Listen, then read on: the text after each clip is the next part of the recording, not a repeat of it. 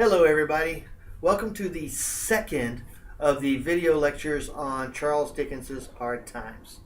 So the first video ran about 38 minutes. So I suspect you're probably glad that I broke this up into two videos. And I'm hoping that you took my advice and read the book before watching this video, because there may be some spoilers if you didn't. But I'm hoping that even if there are some spoilers, it won't take away from your enjoyment of the book or your understanding of the book once you start reading it. So what I think should happen next is, if you haven't done so already, go ahead and take a moment to open up that Charles Dickens slideshow that's in our folder and go straight to slide 11. We covered slides 1 through 10 in the opening video. So we're going to go to slide 11, and we're going to pretty much cover the characters and the roles that they play in this book and talk about how important they are.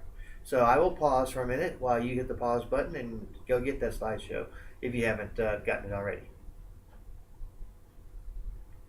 Okay, I think it's time to get started. So starting with slide 11, we're going to talk about Thomas Gradgrind. Now notice these names.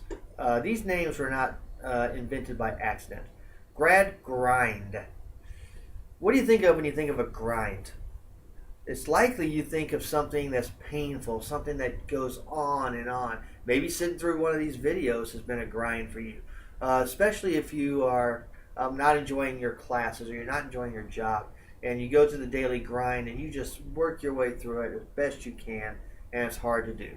So Gradgrind, right there with the name of this character, already suggests that he's going to be grinding his students down, that he's going to be working them to death, that he's going to take all enjoyment out of education for them. And that's essentially what he does. And as we're going to learn, he also takes all the enjoyment of childhood out of his own children's lives, which is going to hurt his relationship severely with at least the two oldest ones. All right, so he's the superintendent of the Gradgrind School, which he calls the model school. And he believes wholeheartedly that facts are the only useful thing that children can learn in school. In fact, let's go back to the very opening sentence of this book. Chapter 1, page 1, sentence 1. Now what I want is facts. Teach these boys and girls nothing but facts. Facts alone are wanted in life. Plant nothing else and root out everything else. You can only form the minds of reasoning animals upon facts. Nothing else will ever be of service to them. This is the principle on which I bring up my own children, and this is the principle on which I bring up these children. Stick to facts, sir. So right there, that tells you all you need to know about his educational philosophy. And he said he brings his own children up this way, just like he brings his children to school up this way. So facts, everything is going to have to do with fact. Also at the end of chapter 1, and I did cover this in the previous video, but I think it's worth visiting again. The very final paragraph of chapter 1. The speaker and the schoolmaster and the third grown person present all backed a little and swept with their eyes the inclined plane of little vessels then and there arranged in order, ready to have imperial gallons of facts poured into them until they were full to the brim. So to Gradgrind, and to those like Gradgrind, particularly his teacher McChoakumchild, and to Josiah Bounderby, who we're going to talk about after we get done with Gradgrind, all these children are vessels that are just waiting to be filled up with the wisdom of the knowledge that only they possess. And we're going to fill them up with these facts, and then they will be useful little citizens because they will know how to do math. They will know how to talk about political economy. They will know, state capitals or whatever it is. Whatever the facts are, they are going to fill them with those facts, just like they are vessels being filled with water. All right. So we go to Book 1, Chapter 2, talking about fancy, and Book 1, Chapter 8, talking about wonder. These are dirty words to Gradgrind. He really does not want these words to be spoken in his house, and he doesn't want these children to wonder about anything. In fact, what I'm going to do is give a brief little passage out of chapter 2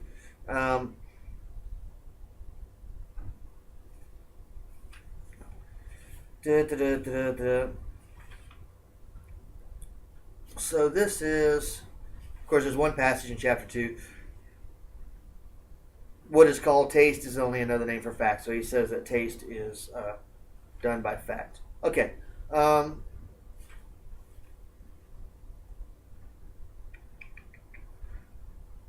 so I don't remember where he talks about fancy in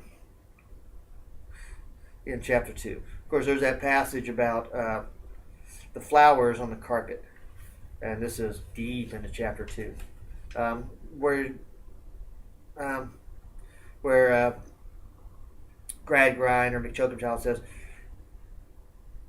"You are not to see anywhere that what you don't see in fact. You are not to have anywhere what you don't have in fact. What is called taste is only another name for fact." So um, they're basically talking about you don't put horses on wallpaper because horses don't walk on walls. Um, Thomas Gradgrind nodded his approbation. "This is a new principle, a discovery, a great discovery," said the gentleman. Of course, this being McChokenchild. "Now I'll try you again. Suppose you were to carpet a room. Would you use a carpet having a representation of flowers on it?" There being a general conviction by this time that no, sir, was always the right answer to this gentleman, the chorus of no was very strong. Only a few feeble stragglers said yes, among them Sissy Jupe. "Girl number 20, said the gentleman, smiling in calm strength of knowledge, because, again, he's not ready to call her Sissy yet. He has to call her girl number 20, because numbers are factual. Plus, they don't really like her name Sissy anyway. They want to call her Cecilia, because Cecilia is a real name. Sissy is not.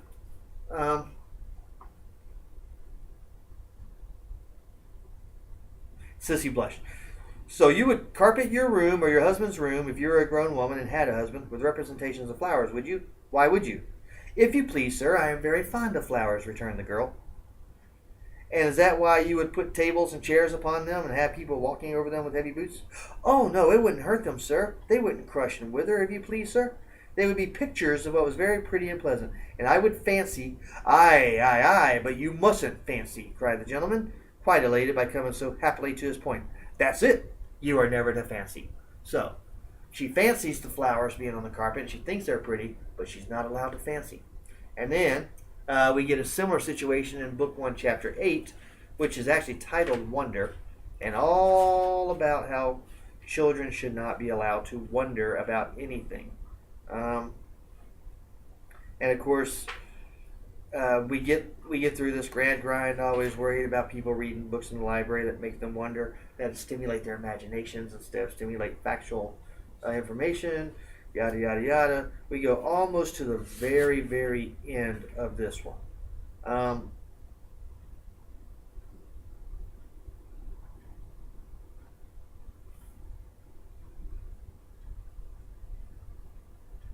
Tom and Louisa are talking about wondering what it would be like when they grow up. Um,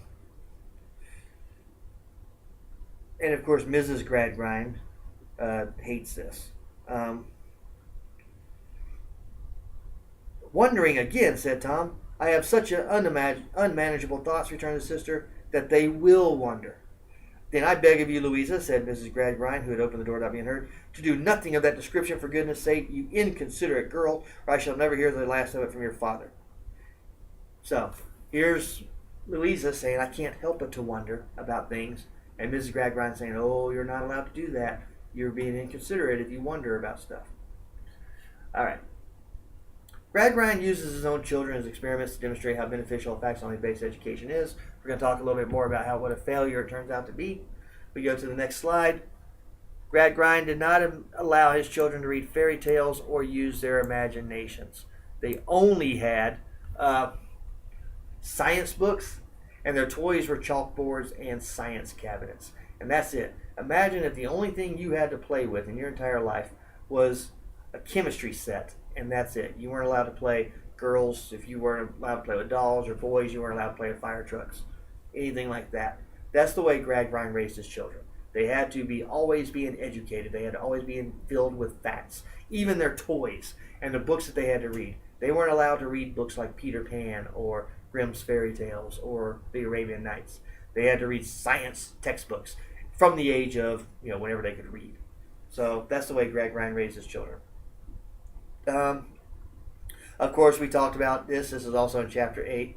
when he bemoans the fact that the Charles Coketown Library lends out books with poetry collections or Shakespeare, because Shakespeare created some magical characters like the ghost in Hamlet or the witches in Macbeth, and we can't have that because they are not factual, so they cannot be proven. So that is something that Gradgrind hates. Now, imagine a school not teaching Shakespeare. School might lose its accreditation if it never teaches Shakespeare, but not in Gradgrind's school. He would not have it. All right. So eventually he gets sent to Parliament because his ideas on education are so popular, and because they do prepare these kids to work in these factories and be very factual, work in the banks and stuff like that. But Gradgrind will see the error of his ways. So in book 3, he will see the error of his ways when his 2 oldest children, Tom Jr. and Louisa, and his star pupil, Bitzer, all become adults and have trouble functioning normally in society. And we will talk about each of those children individually when we get to their slides. So, the fact of the matter is, if you'll excuse the pun, that that Gradgrind learns the error of his ways and sees that only fact-based education without allowing children to use their imaginations is bad. Because he sees the results he sees the kind of adults that it creates. All right, let's go to Josiah Bounderby.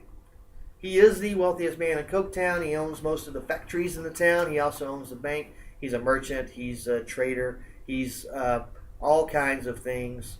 And he just gets richer by the day. Richer, richer, richer. But he's also the bully of humility, which is a quote that comes from Book 1, Chapter 4. And he usually bullies others by telling tall tales about how horrible his childhood was and how he overcame them. And then he poses the question, hey, if I can overcome these disadvantages and become a very wealthy industrialist and own my own factories and my own bank, why can't you do it? This is something you hear all the time. It actually irks me to have people say, well, if you don't like your current job, why don't you go get another one? Well, not everybody can go get another job. It just shows the ignorance that just because one person was able to leave one job and get a better one doesn't mean everybody can. So Josiah Bounderby says, well, I overcame these obstacles. Why can't you? But the truth is not everybody can. He's Stephen Blackpool's boss, and we're going to look at Stephen Blackpool very closely. In fact, I think he's the next person. Yeah, he's the next person. So we'll look at him next.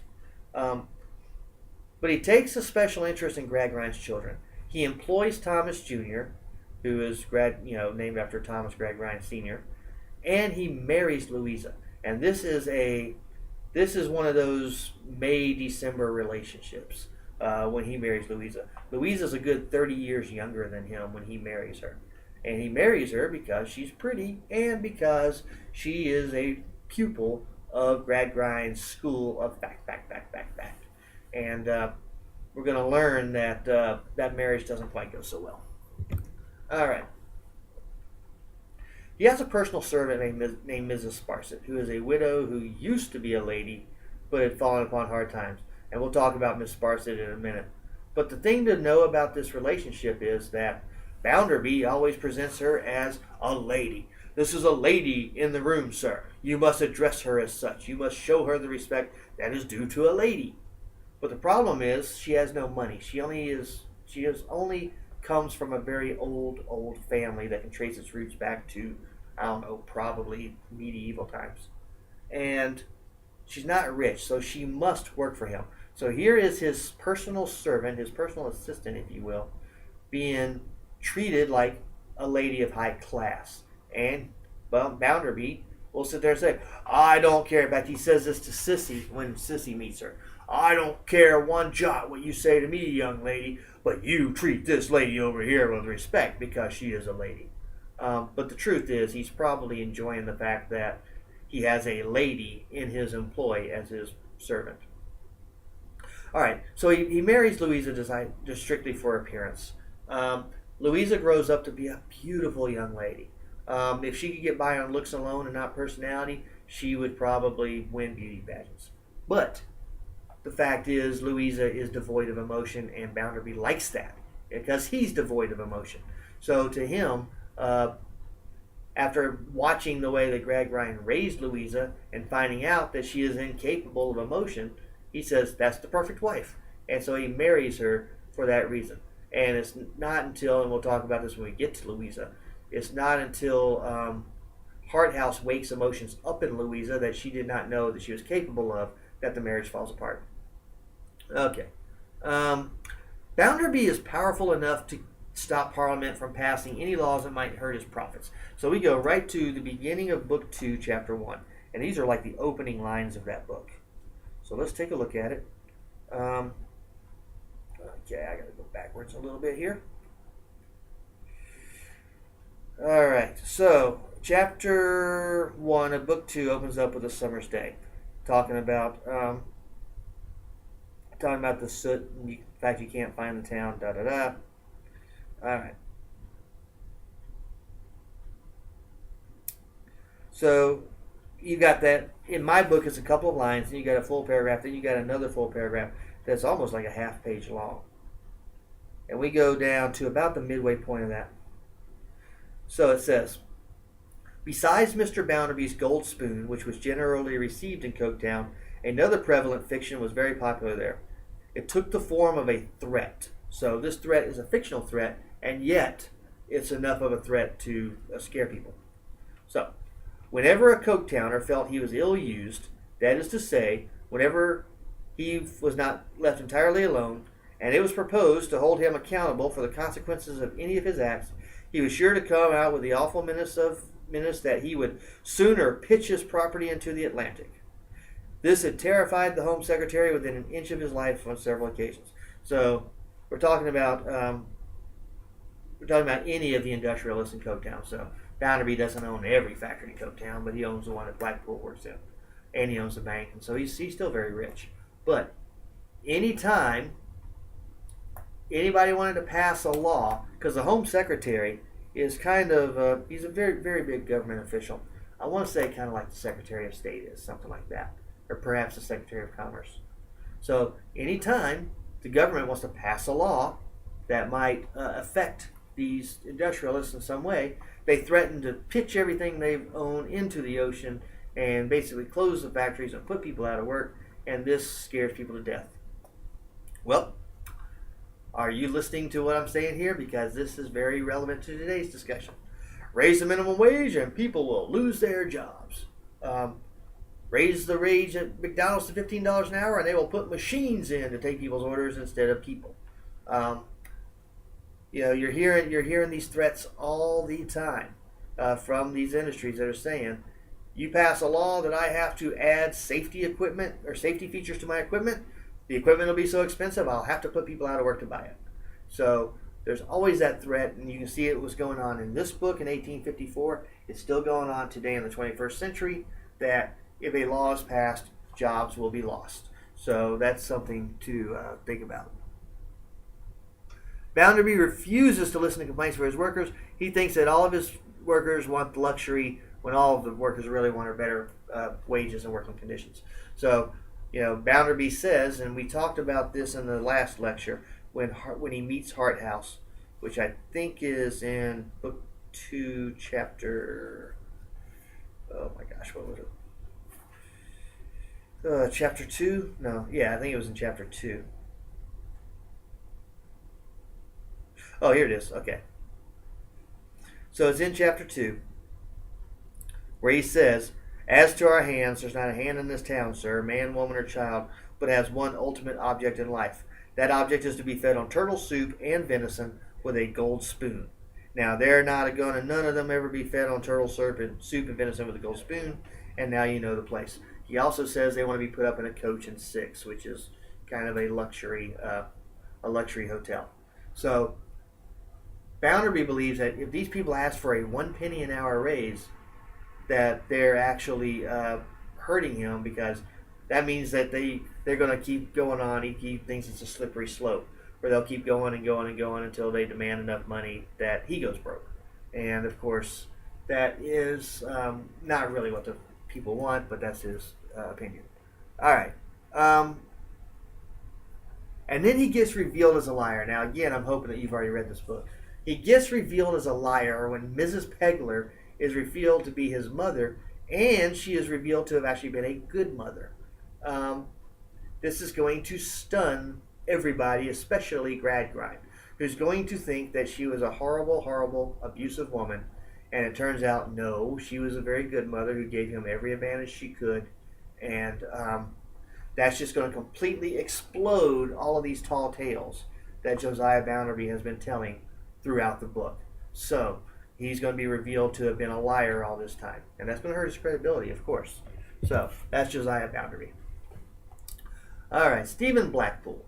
I know that his dialogue may have been hard to read for you because Dickens wrote it in kind of the language of a Northern England working hand.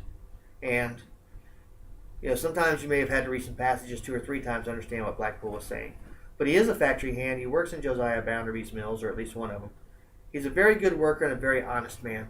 He's actually probably one of the most honest people. He and his friend, Rachel, he would like to make Rachel his wife, but because they're both honest people and they're both good people and they're both moral people, they are never able to get married, and they are never able to, they won't cheat on Blackpool's wife, even though the emotions say, yes, let's do it. They're going to not do it because it's not the moral thing to do. And, of course, Stephen Blackpool's morality ends up getting him killed in the end. But very good person, very hard worker. He marries a crazy woman who he wants to divorce so that he can marry Rachel, the woman that he truly loves. However, English law. Okay, so we just talked about that.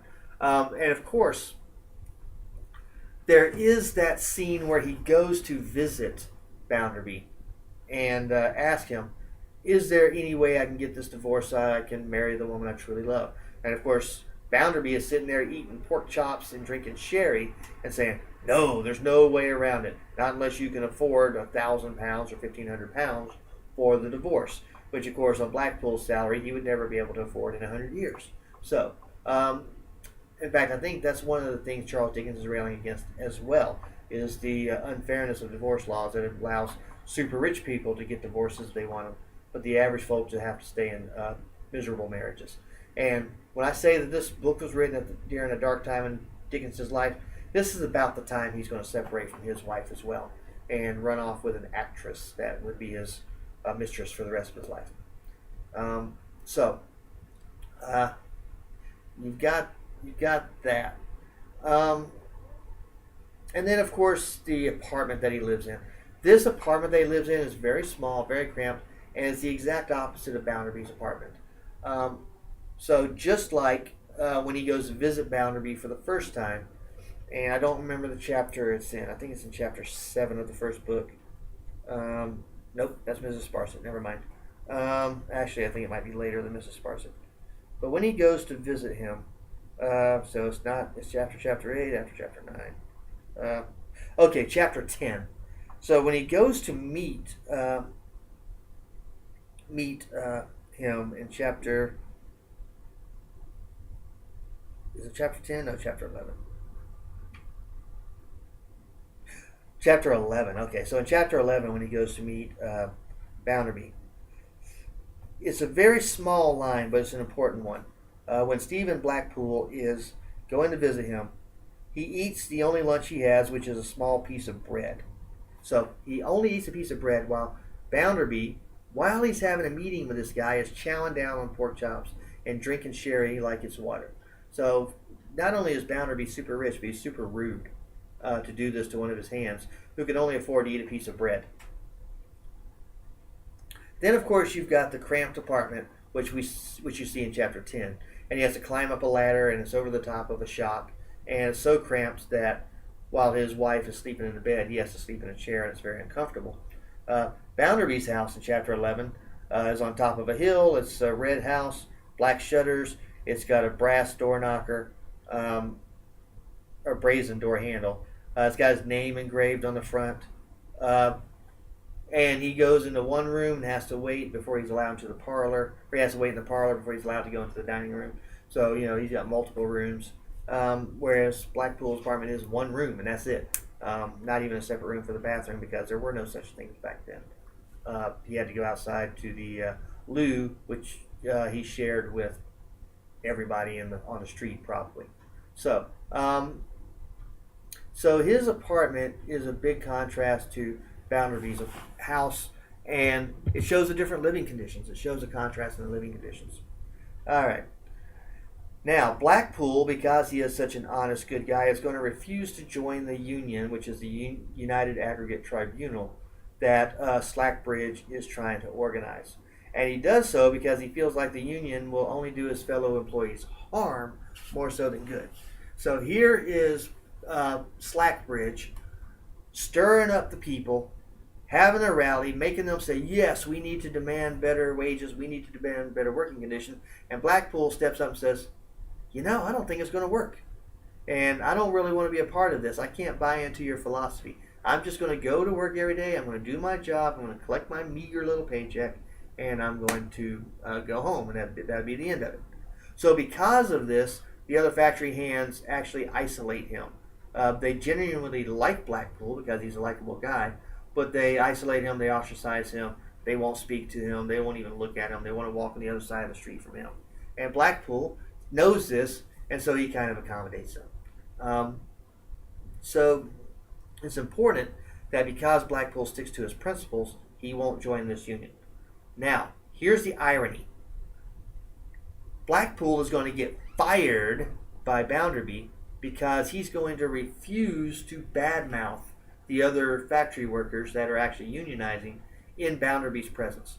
So essentially what happens in that scene, this is Book 2, Chapter 5. And I'm going to want to read this passage. So Book 2, Chapter 5. Let's see where we at. 3, Chapter 4.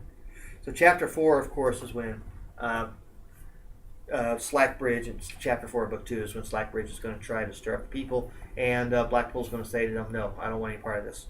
Okay. So Blackpool's going to get called into Bounderby's house. Blackpool does not go to Bounderby's house looking to start a fight. He does not go in there looking for help. Bounderby is going to call to him and tell him that he needs to come in. And Blackpool, because Bounderby's the boss, is going to listen to him and agree to do it. When he gets there, he's going to find that Louisa and Harthouse are also in Bounderby's dining room, ready to hear everything that they have to say. And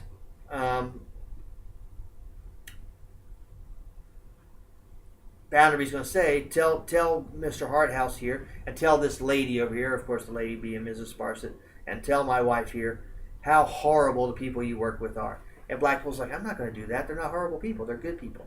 I have nothing bad to say about them. But wait, sir, they ostracized you, and they've isolated you, and they won't talk to you anymore, and they don't like you anymore. And you don't have anything bad to say about them? He's like, no, they're good people. Maybe misguided, but they're good. And this is going to absolutely infuriate Bounderby. And this is going to trigger this speech. So, this is about, in my book, 3,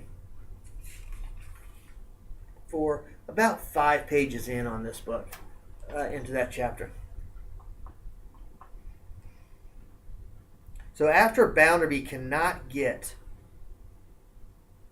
in fact, earlier than that, Blackpool's actually going to say that I don't think the fault is all ours. I think the fault goes both ways, both with you, sir, and with us. And, of course, this is going to make Bounderby mad because Bounderby thinks he's infallible. All right. So Bounderby's going to say, now, what do you complain of? And Stephen reminds him, I have not come, and I'm going to read this in normal. And so if you're reading it and you see that it doesn't sound like Stephen Blackpool here, it sounds like me talking, it's because I'm going to make these words a little easier to understand. I have not come here, sir, to complain. I come because I was sent for. What? Repeated Bounderby, folding his arms. Do you people in a general way complain of? So since Blackpool says, I don't have any complaints, I came here because you called to me, Bounderby's going to say, well, then tell me what you complain of. And this is going to be the switch that turns Stephen Blackpool on. This is going to be the moment when Blackpool's finally going to say, essentially, not only what he thinks, but what everybody thinks. The very people who have ostracized Blackpool, he's going to now be speaking for them in these next few words. Sir, I was never good at showing on it, though I had my share of feelings on it. Indeed, we are in a muddle, sir. Look round town, so rich as it is, and see the numbers of people has been brought here to weave and to card and to piece out a living. All the same one way, somehow between their cradles and their graves. So all these people are here. From the time they are born to the time they die, they do the same monotonous work, day in, day out, every single day. All right, keeping going. Look how we live and where we live and in what numbers and by what chances and with what sameness. And look how the mills are always a-going and how they never work us any higher to any distant object except always death. So he's saying, look how we live. We live in these cramped apartments. We're piled one person on top of another. We live on these dirty streets. The outhouses are overflowing. We have to walk through poop and pee to get to our homes. And these mills, all they do is go day in and day out, and day in and day out, nonstop. Keep going. And where does that get us as workers? Where does that get us as workers? Nowhere. We are getting absolutely nowhere by coming into your factories day in and day out and punching a time card and working 12 hours a day. All right. Look how you consider of us and write of us and talk of us and go up with your deputations to the Secretary of State about us and how you are always right and how we are always wrong and never had no reason in us since we were ever born. So he's saying, look, I read your editorials in the newspaper. I hear what you're saying to the Parliament. I hear what you're saying to everybody else about how we are wrong about everything and how you, sir, are correct about everything. And there's no gray area. You're always right and we're always wrong. But at the same time, we hear this and you're telling us that we don't have any sense. And look how this has grown and grown, sir. Bigger and bigger and broader and harder and harder from year to year, from generation until generation. Who can look on it, sir, and fairly tell a man it is not a muddle? So it's getting worse year after year. It's getting worse generation after generation. It's worse for my generation than it was my parents. It's going to be worse for my children's generation. And how, sir, can you look on this and not call it a muddle? And this, of course, is going to throw Bounderby back. Well, of course, perhaps you'll let the gentleman know how you would settle this muddle. And he says, I don't know. Then, of course, Bounderby threatens Slackbridge, to which Stephen Blackpool says, well, that's not going to do you any good. You throw one Slackbridge out of town and 6 more will come up in his place. Kind of like the Hydra in the Odyssey. You cut off one of the Hydra's heads and 2 grow back in his place. He's saying you get rid of Slackbridge, that'll do. And he's going to keep going and keep going and keep going. This is another page later.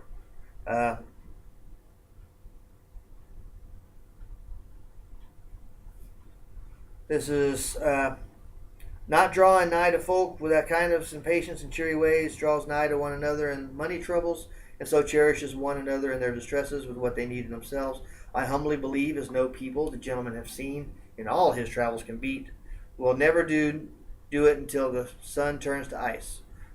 Most of all, rating them as so much power and regulating them as if they was figures in assume or machines, without loves and likes, without memories and inclinations, without souls to weary and souls to hope, when all goes quiet, dragging on with them as if they know of the kind, and when all goes quiet, reproaching them for their want of such humanly feelings in their dealings with you. This will never do it, sir, till God's work is unmade. You are seeing these people not as people, sir. You are seeing these people as pieces of machinery in a factory. And until you change your ways of thinking, nothing good is ever going to happen. To which at that point, Stephen Blackpool gets fired by Bounderby right there on the spot. Right there in the presence of Louisa, who will then, of course, visit him later and give him a little money to help him on his way. So, here he is speaking up for these workers and saying everything that a worker would like to say to him if he were to be forced into a room of Bounderby. And yet, he gets fired for it because Bounderby's not going to open his eyes and Bounderby is not going to change his ways and he's not going to give an inch. And when Stephen Blackpool leaves, nobody in that factory is going to know that he got fired because he spoke up for their rights and said to them exactly what Slackbridge wants to form a union to say to them. So that is the irony of his getting fired. And then finally, Blackpool will die in a very bad way. And this is in chapter 3. I'm sorry, make that book 3. Book 3, chapter 6. Let's go to that. This is after Stephen Blackpool has fallen into what is known as the old hell shaft. And listen to his little speech. These are going to be his dying words. So essentially, he gets pulled up out of there, and he's a broken man. He's been starving. He's been without water. He hasn't been able to move. His arm has been twisted behind him, and he's really, really in bad shape. But listen to what he says here, because this is Charles Dickens' chance. Because he's been talking about the life in the factories for this whole book. This is Charles Dickens' chance to go ahead and say something about the horrible conditions in the mines. And I want to get to Blackpool's final speech before he dies. So in this chapter, it is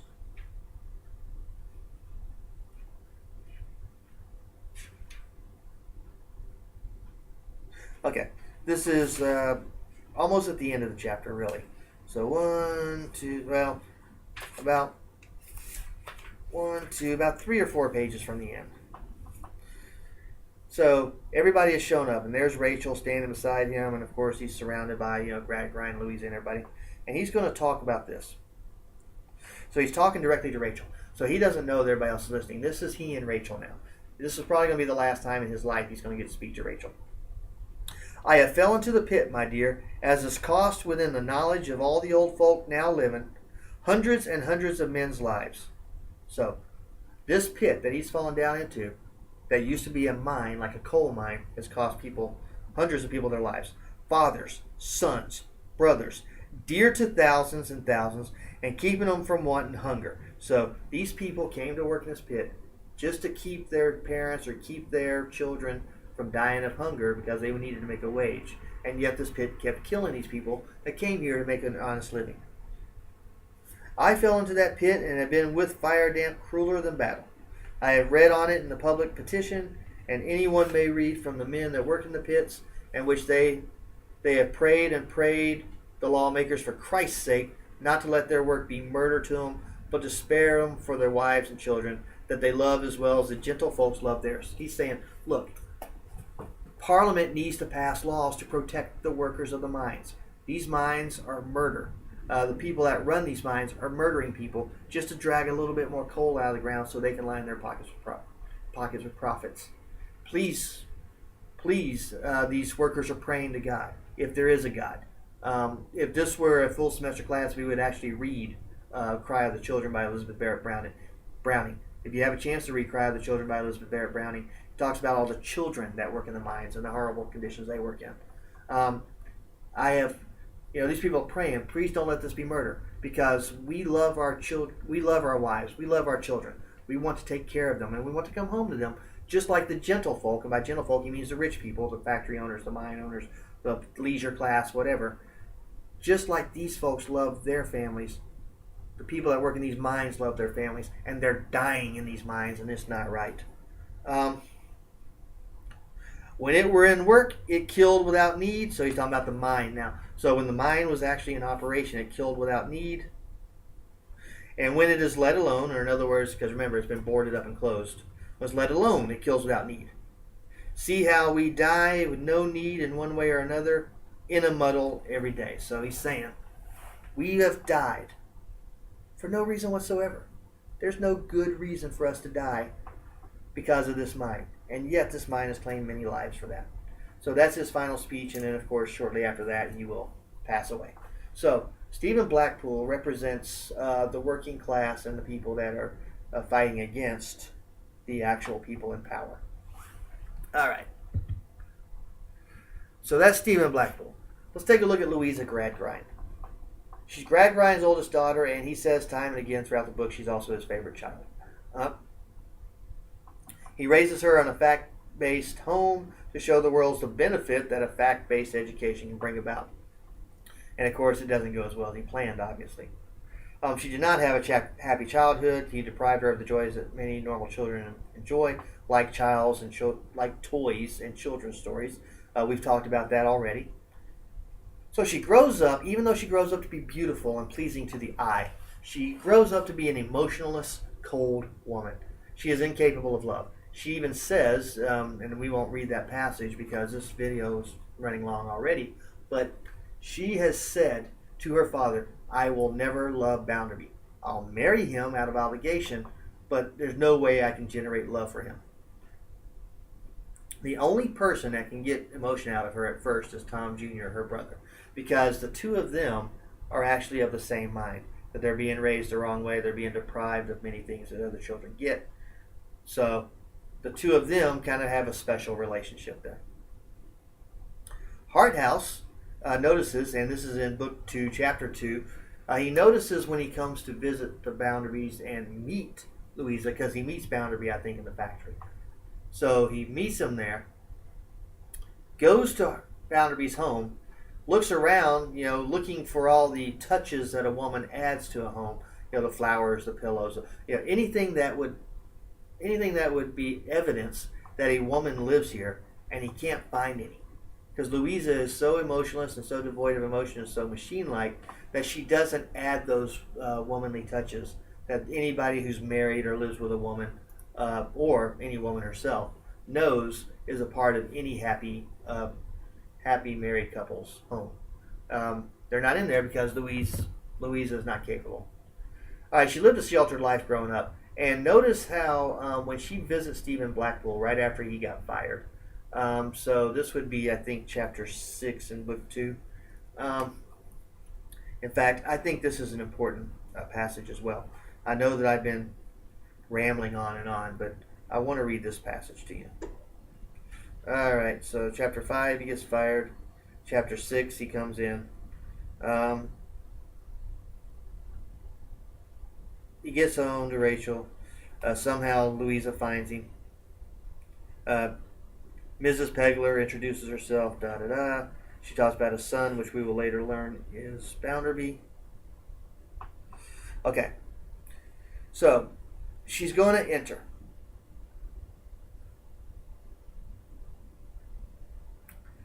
This is, again, in chapter, and this is deep into chapter 6. Says, for the first time in her life, Louisa had come into one of the dwellings of the Coketown hands. For the first time in her life, she was face to face with anything like individuality in connection with them. In other words, here's what Louisa has learned. In her political economy books, in her math books, in everything that talks about the working class, they talk about the working class as a group. They do not talk about each individual employee of the factory or of the mines or anything else. She has never known really a factory hand, and she's never been in the home of a factory hand, if you can call this apartment a home. So, in fact, it's not even called a home here, it's called a dwelling. All right. So for the first time in her life, she had come face to face with anything like individuality. She knew of their existence by hundreds and by thousands. So she knew that there was a working class and that there were hundreds and thousands of people in it. She knew what results in work a given number of them would produce in a given space of time. Mathematics. She knew them in crowds, passing them to and from their nests, like ants or beetles. So just like you see an anthill, you see a bunch of ants working together, but you don't notice any individual ant. That's the way she saw the working class. But she knew from her reading infinitely more of the ways of toiling insects than of these toiling men and women. In other words, her etymology class, her books that talk about the way insects operate told her more about that than what she knew from her political economy books about the lives of the actual factory hands that produce the goods which she purchases. She knew the working class to be something to be worked and paid so much, and they're in it. So you work on this much, you give them this much money, that's the end of it. Something to be infallibly settled by laws of supply and demand. Something that blundered against those laws and floundered into difficulty. Something that was a little pinched when wheat was dear and overate itself when wheat was cheap. So in other words, she doesn't see each individual person. She sees what she's been told about factory hands, that if there's plenty of wheat, they'll eat it all up and they'll become gluttons. So we must protect them from that by not paying them much. In fact, that's one of the arguments against higher pay is that people will waste the money. So there you got. So you got that going on in 1854 as well.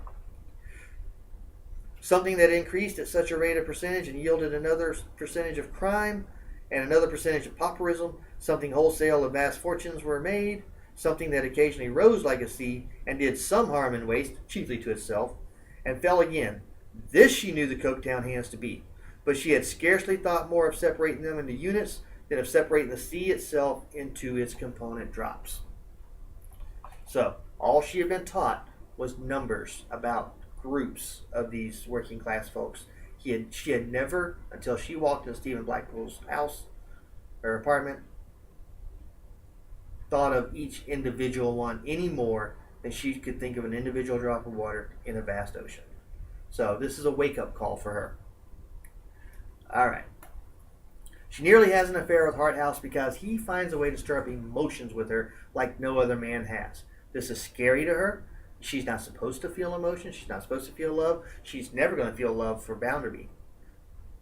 And I think it's important to note, and this is why Charles Dickens wrote it in such a way that she ends up fainting at her father's feet at the end of book 2. It's a little melodramatic, but of course we are talking about Charles Dickens and we are talking about Victorian fiction.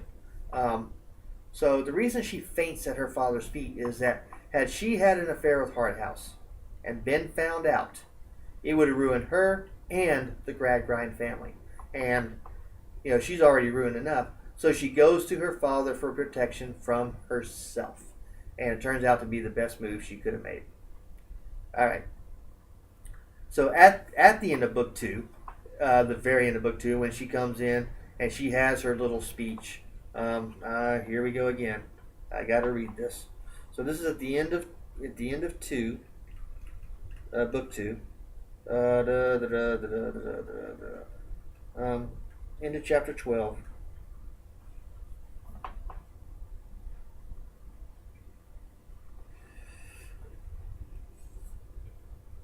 Actually, it's a very long passage, but read that passage again after she bursts in on her father and tells him everything he did wrong, and how she tried to tell him this when he was trying to convince her to marry Bounderby, and he wouldn't listen then. And look at me now, Dad. Look at what I have become. Are you proud of yourself? And Gradgrind, this is the beginning of Gradgrind beginning to realize that maybe he has not raised his children properly. All right. So that's Louisa Gradgrind. So we're going to go to Thomas Gradgrind Jr. If you feel a need to take a break right now, go ahead and hit the pause button. Stretch your legs, yawn, get yourself a glass of water, whatever you got to do. But I am going to press on, so when you hit the play button again, we'll just pick it up from where we're at. All right. Excuse me. All right, Thomas Gradgrind Jr. He ends up earning the nickname the Whelp because he is such an undesirable character. All right. He is another of Gradgrind's prodigy children, a model for the benefits of Gradgrind's educational philosophy. Thomas Gradgrind Jr., and a lot of this has to do with the education he got, and we'll talk about this more when we get to Bitzer, is extremely, extremely selfish. He only looks out for his best interests. He even uses Louisa. Louisa loves him more than any other person in the world because she's incapable of loving anyone else. But she and Thomas Jr. Can confide in each other. They can tell each other secrets. So there's that special relationship. But he even uses her very cruelly to benefit himself, mainly to pay off his gambling debts more than anything else. Extremely rebellious. He hates his dad, and he hates for raising him and his sister the way that he did. And he says this over and over throughout the book. So he tries to escape from his troubles by gambling at all times. And the house always wins. This is just a fact of gambling. Believe me, I graduated from UNLV, and I can tell you that the casinos always win. That's why they keep adding more hotel rooms and such. And he runs up big debts. And Louisa pays some of them off for him, but eventually they become so big that Louisa can't sneak any money away from Bounderby anymore and pay those debts off. So, as you know, if you've read this book already, the whelp ends up getting that money by stealing it from the safe in his office at Bounderby's bank. So that is where Gradgrind gets to, or I mean, the whelp gets to. So at the end, of course, we know that Sissy is the one that comes up with the escape plan. And Sissy is going to be the next one we talk about. So basically, he hides out in Slurry Circus, and I'm talking about the whelp, hides out in Slurry Circus, and he ends up being dressed as a circus clown. And at that point, and we are going to look at this one, this is almost at the very end of the story. This is This is book 3, chapter. Oh my goodness. Chapter 7.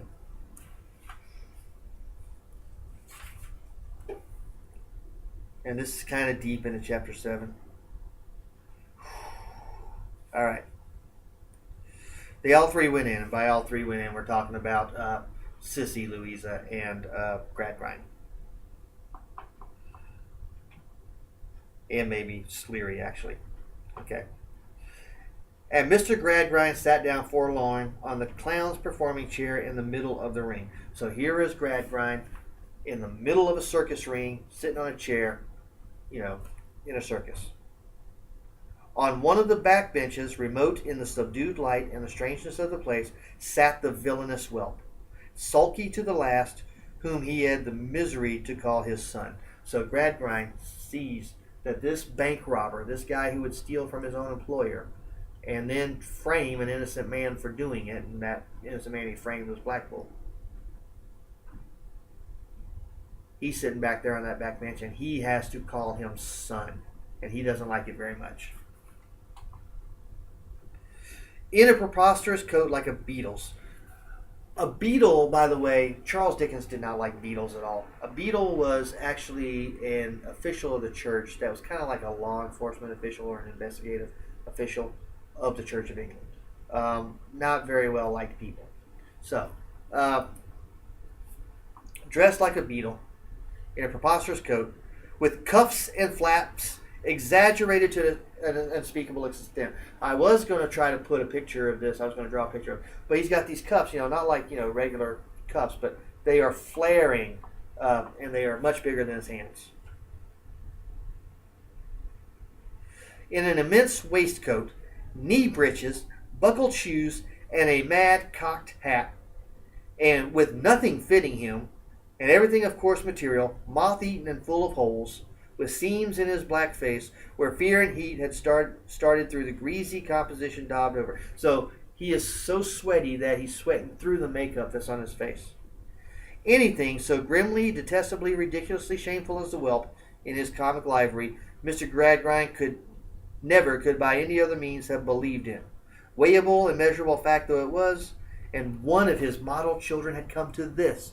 In other words, one of the model children, the people that he was supposed to show to the world as a product of his educational philosophy, is now dressed like a clown in old holy clothes, covered in face paint, with this ridiculous looking outfit on. This is what came of my educational philosophy, he must be thinking. So the philosophy turned the whelp into a clown both literally and figuratively. And that is the fate of Thomas Gradgrind Jr. And then, of course, they're going to try to get him out of England to safety. And if you haven't read the book yet, I won't spoil that for you. All right. Sissy Jupe.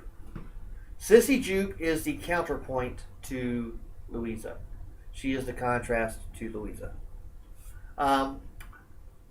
She's the daughter of a circus performer. In fact, her father was a clown. And Gradgrind basically is nice enough to take her into his home after her father abandons her. But Gradgrind doesn't do it out of the goodness of his heart. Remember, Gradgrind is not an emotional person. So he takes Sissy, who he wants to call Cecilia, but he takes Sissy into his home as an experiment to show that I can take a circus performing clown's daughter and I can teach her fact, and she will become a productive member of a society that works for a bank or a law firm. And of course, this is not going to go as well as he thought.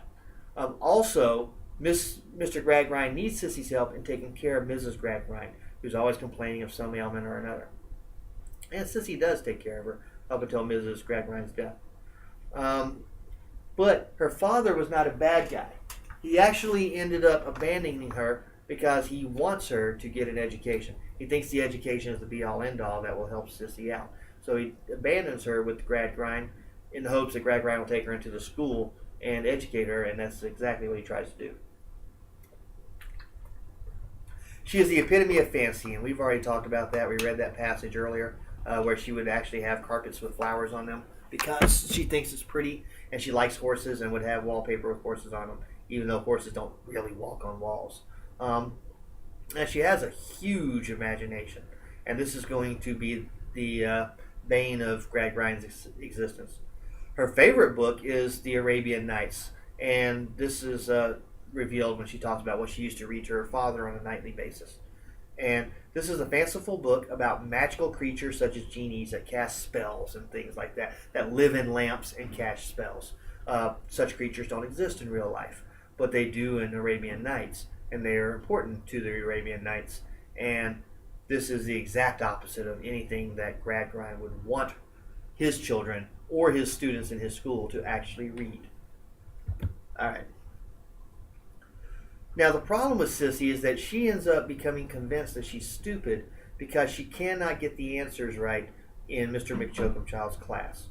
In fact, she tells Louisa in Book 1, Chapter 9, I am stupid. You don't understand how stupid I am. I can't do anything right. And it's because Mr. McChokumchild is telling her that she can't do anything right. But we're going to find out that no matter how much she thinks she's stupid, she's actually a pretty bright young lady. So we're going to go, of course, she talks about how, well, of course, walking on the flowers won't hurt them. They're not real. That's in Chapter 2. But let's go to Chapter 9 and take a look at these wrong answers that she gave to Mr. McChokumchild in school. So this is Book 1, Chapter 9. Where are we at here? Okay. So this is after, she's crying and she's telling Louisa. And of course, Louisa, incapable of emotions, just listening to her, at least she's a good listener, right? So this is on the second page, but if you please, Miss Louisa, I am so stupid. We go to the next page. All right. And Louisa's going to say, well, tell me what some of your mistakes are. Mistake number 1. All right. I am almost ashamed, said Sissy with reluctance, but today, for instance, Mr. McChokumchild was explaining to us about natural prosperity. National, I think it must have been, observed Louisa. So Louisa's had this lesson already. No, not natural prosperity, national prosperity. Yes, it was, but isn't that the same? So isn't natural prosperity and national prosperity the same thing? Well, it could be, but Louisa, coaches her and says, well, you better say national. And she's like, okay, national prosperity. And he said, now this schoolroom is a nation, and in this nation there are 50 millions of money. Isn't that a prosperous nation? Girl number 20, isn't this a prosperous nation? And aren't you living in a thriving state if this nation has, 50 millions of money? Miss Louisa, I said I didn't know. I thought I couldn't know whether it was a prosperous nation or not, and whether I was in a thriving state or not, unless I knew who had got the money and whether any of it was mine. But that had nothing to do with it. It was not in the figures at all. So, this goes to, and you hear this all the time, the United States is a prosperous nation. Our gross domestic product or our gross national product is however many trillions, so on and so forth. Therefore, we are a prosperous nation. But Sissy's saying, but who has the money?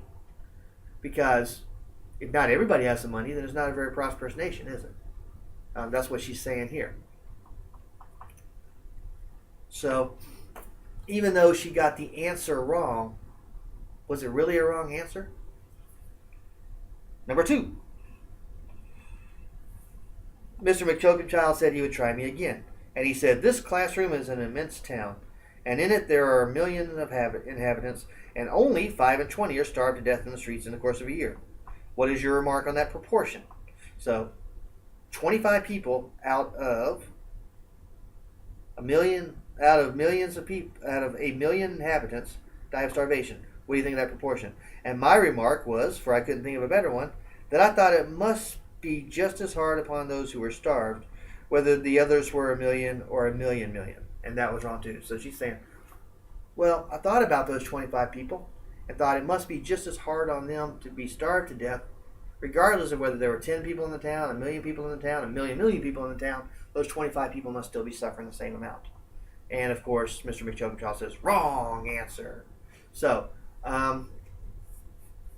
so we see that Sissy's answers may be wrong on Mr. McChokenchild, but they're not really wrong answers, depending on what point of view you look at. All right.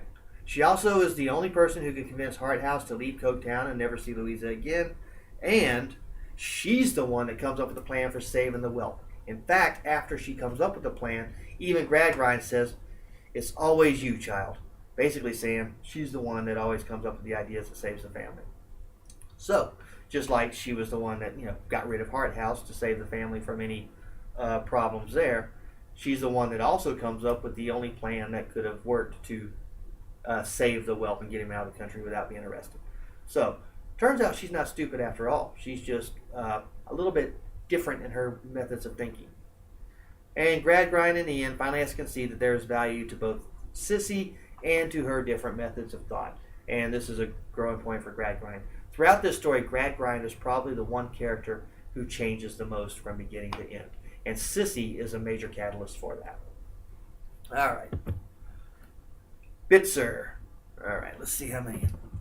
Okay, so let's take a look at Bitzer for a minute. Gradgrind's star pupil, he buys into Gradgrind's fact-based philosophy wholeheartedly. He's the one who comes up with the correct, if you will, definition of a horse in Book 1, Chapter 2. When Sissy couldn't come up with it, he was the one that came up with the correct definition, which is, if I may read it to you. I know you read it already, but I'll go ahead and read it to you again.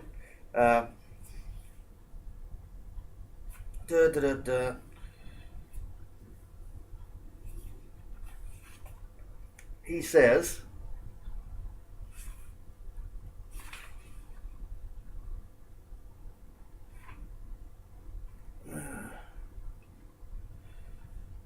where's it at? Oh, here it is. He says, quadruped, gramnivorous, 40 teeth, namely 24 grinders and 4 eye teeth and 12 incisive, sheds coat in the spring. In Marshy County, sheds hoofs too, hoofs hard but requiring to be shod with iron, age known by marks in the mouth. Thus, and much more.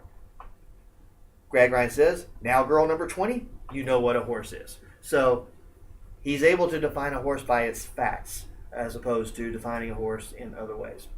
As an adult, he does get a job at Bounderby's Bank, because he has a good head for Bounderby's principles and for figures and such, but he does have a lower job than Thomas Jr. does. Thomas Jr., of course, Bounderby plays favorites with him because he's Gradgrind's son and because he's Louisa's brother, and Bounderby wants to marry Louisa, but Bitzer gets a lower rank in the bank, and that rankles him, if you'll excuse the pun. He does think about ordinary people with the same condescending attitude that Bounderby and Mrs. Sparsit do. So he talks about, well, I can save money. Why can't other people save money? But it doesn't always work that way when the people make less money than he does. He is as cold and emotionless as they come. He even shuts his own mother away in a workhouse and gives her a small tea allowance. And he considers the fact that he gives her a small tea allowance a weakness that he can't stand about himself. Folks, a workhouse is one step above a jail. Basically, you live there, you work hard labor there, you don't make a lot of money, the living conditions are horrible.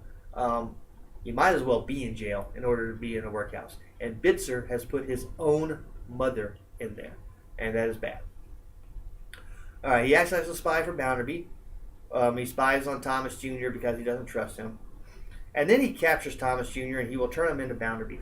And this is another clue to Gradgrind about the wrong way that he has raised not only his own children, but his students as well. Because Bitzer was his star student, especially when he defined a horse properly. But here, as Gradgrind pleads with Bitzer, please let my son go,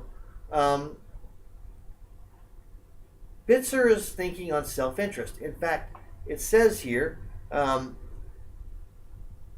in in Book 3, Chapter 8, that he counters Gradgrind's plea for mercy by throwing his own lessons about society being a place of self-interest back in his face. He's saying, hey, Mr. Gradgrind, you taught me that society is all about self-interest, and I'm acting in my own self-interest here, because if I turn in this whelp, I'll have the whelp's job, and I will get the promotion. Luckily, he still gets a promotion even after the whelp escapes, but still, he's acting on his own self-interest because that's what he was taught. And of course, Gradgrind makes emotional pleas to him. Oh, please, he's my son. You wouldn't do this. You'll bring ruin to your old schoolmaster. You don't want to do that, do you? And Bitcher's like, well, for my own self-interest, I'll do anything. So he ends up being the epitome of what's wrong with Gradgrind's education system as well. All right, Mrs. Sparsit. What a character. Not a very likable lady. She's a woman from an ancient family called the Powlers, but this family is important in name only. Over the course of years, the property has been divided up among sons, which is then divided up among their sons, which is then divided up among their sons, and it has become so diluted now, the Powler fortune has become so diluted that they don't have any kind of a fortune. They only have the fact that they can trace their name back several hundred years. Not only that, but what little fortune her husband brings to the marriage, he actually blows the whole thing. He dies when he's only 24 years old, and Mrs. Sparsit is a widow, and she is broke, and therefore she must hire herself out of a salary. Therefore, she goes to work for Bounderby. But Bounderby parades her in front of everybody as a lady. This is a lady whose presence you're in, sir. You will treat her with respect, sir. This is kind of, I don't know what the right word is, but it's not a good thing because Bounderby is probably more happy that he's got a lady working as his servant than he is the fact that she is a lady. And of course, she despises anyone who works for a living, especially the factory hands.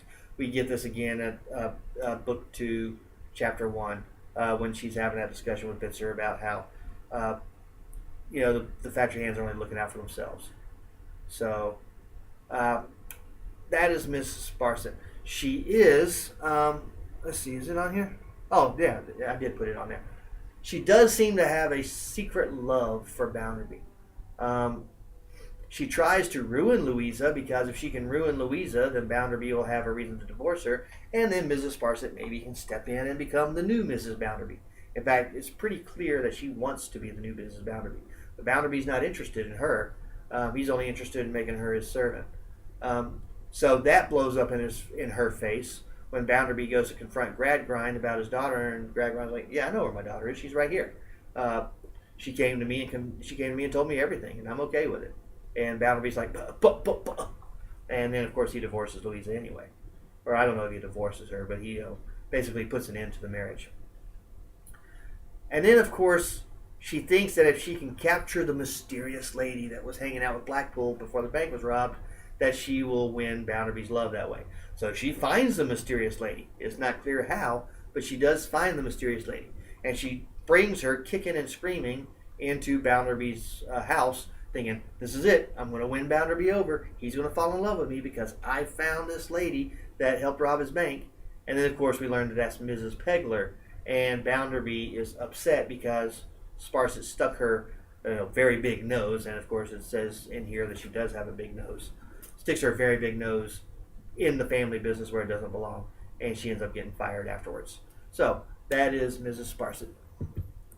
And finally, we're almost done with this, folks. I hope it hasn't been too painful to you to listen to this. Harthouse, a friend of Gradgrind's, who becomes friends with Bounderby. He meets Gradgrind because they both serve in Parliament. However, he almost destroys Bounderby's marriage when he falls in love with Louisa. And basically it's her looks. And he sees it as a challenge.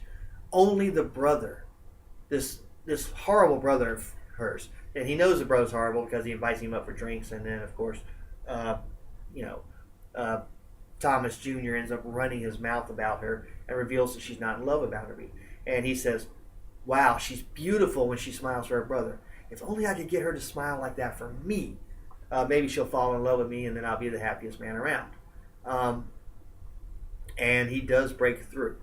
But by breaking through, he nearly ruins her, and she runs to her father for his protection. And luckily, his father was on recess from Parliament when he got there.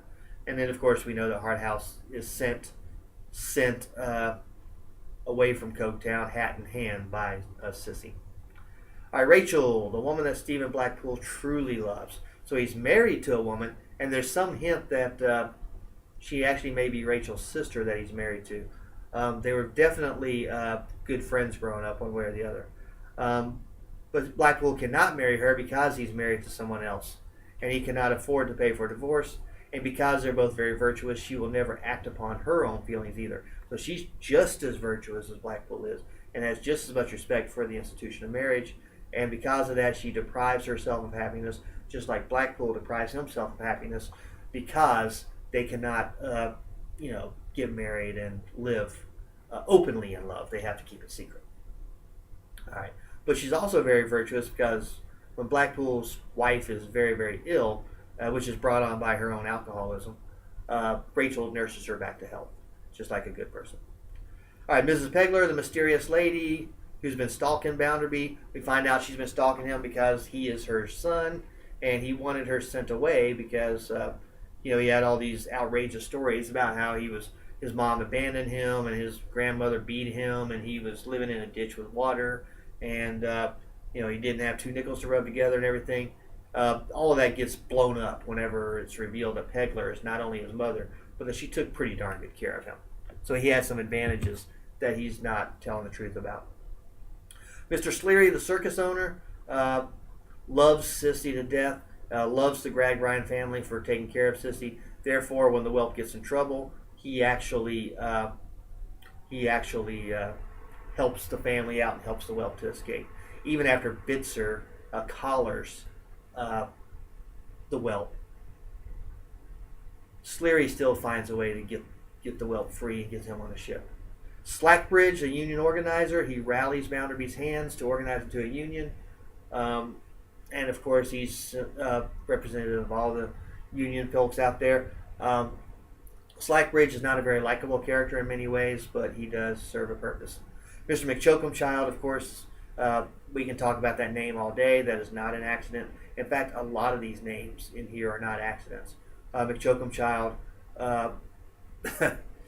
teaches Gradgrind school children. He basically chokes all the creativity and all the imagination out of them and fills their heads with facts. And then, of course, Mrs. Gradgrind, I don't really want to spend any time on her. She's a complainer. She's always sick. She always wishes she didn't have children. And she does a fine job of making them feel unloved and unwanted, which suits Gradgrind fine. So I know this lecture took a long time. I hope that it was helpful to you in understanding this book and a lot of the themes that play out in it. I hope it helps you with the actual paper that you're going to write about it. And if you have any more questions about Hard Times, feel free to email me or feel free to drop by my office or something like that, and we can talk about it in more detail. And that, ladies and gentlemen, is all I have to say about Hard Times.